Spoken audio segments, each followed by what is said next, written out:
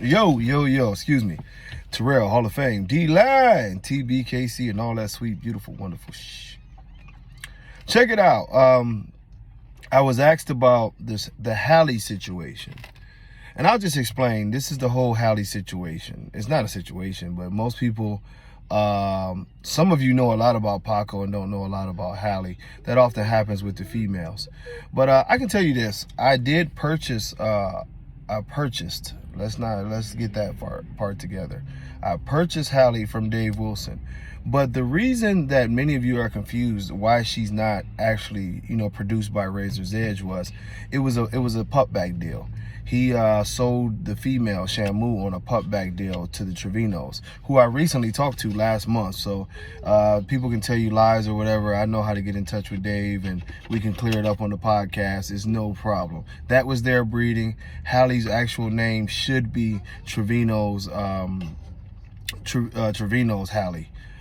Be of Hall of Fame. But even if you wanted to put a slash, you could put Trevino / Razor's Edge, since I did get her on a putback deal from Razor's Edge, but the breeding was actually theirs. We cleared that part of it. Now, for those of you that don't know, Halle is the first ever ABKC champion. She's the first ever American Bully champion. So that is the truth. There's no other dog that can come before her to say that they were an American Bully champion. Where people get confused at is that Paco is the first male American Bully champion.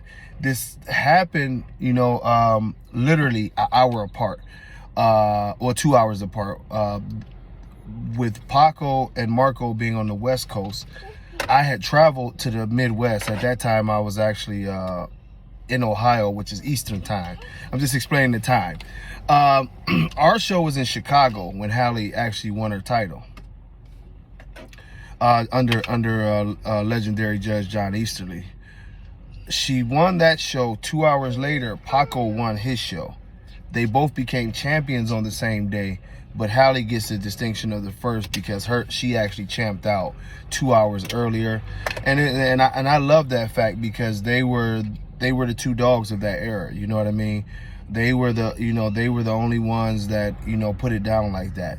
So it was perfect that they would win on the same day, and it's always a great distinction to have those two going in on the same day.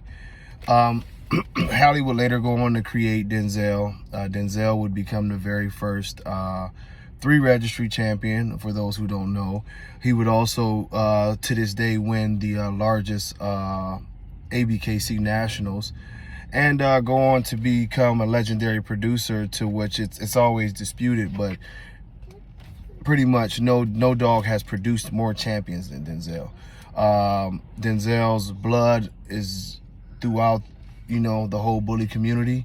Halle also had a son named Biggie, which of course I produced. Biggie would go on to produce over 20 champions himself, and he has a weird distinction of being called being the only dog that actually champed out twice in the same registry.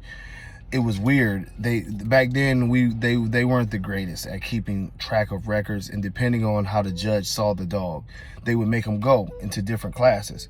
Well, they made Biggie for a while go into the extreme class, and then they made him go into the standard class. Well, what happened is he technically got points to champ out in both classes. So yeah, he's got that weird distinction. Of course, there was the brother Rome, who was sold for a very large amount of money to Puerto Rico.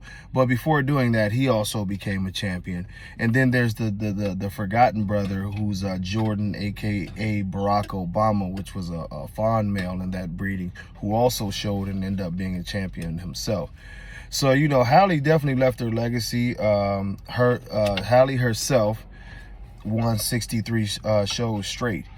They had one show that we talked about, that show, where they took that off of her record, unofficially, that she was dismissed in her very first class for a dog that was pretty much a pit bull terrier, and they had to stop and explain to the judge.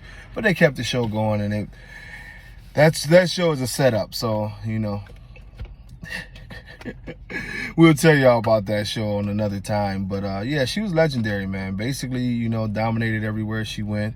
To this day, I would consider her the baddest female to ever be a part of the American Bully.